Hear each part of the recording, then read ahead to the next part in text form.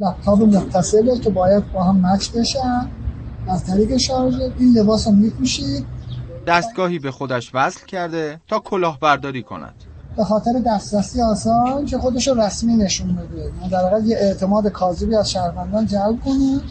نام دستگاه اسکیمر است که کارت‌های بانکی را کپی می‌کند. متهم کارت آبربانک مالباختگان را در کنار بانک‌ها و آبربانک‌ها با ترفند کمک کردن می‌گرفت و با این دستگاه حسابشان را خالی می‌کرد. در قالب خریدار یا در قالب اینکه کمک کنه به افراد کم سواد یا افراد ناتوان که بتونن از کارت‌های بانکیشون استفاده کنن، اونا رو واقعا مورد هدف قرار میده.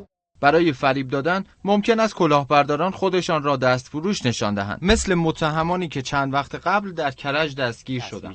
دستگاه داخل ماشین یا دور از چشم مشتری می‌ذاشتیم، کارت رو با رمز می‌گرفتیم، یه بار داخل دستگاه پوز می‌کشیدیم، همزمان سریع یه دونه هم داخل این دستگاه می‌کشیدیم.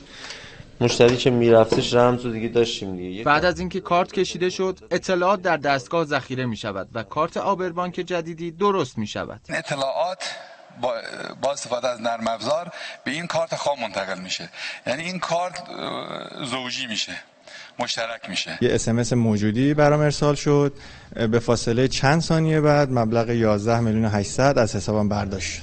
حقوق 1.5 سال منو خیلی راحت تو عرض 20 دقیقه برداشت کردن. تو 3 مرحله 3 تا برداشت انجام شد. یعنی در مجموع بالای 100 تومان از شما کلاهبرداری. نزدیک 137 تومانه.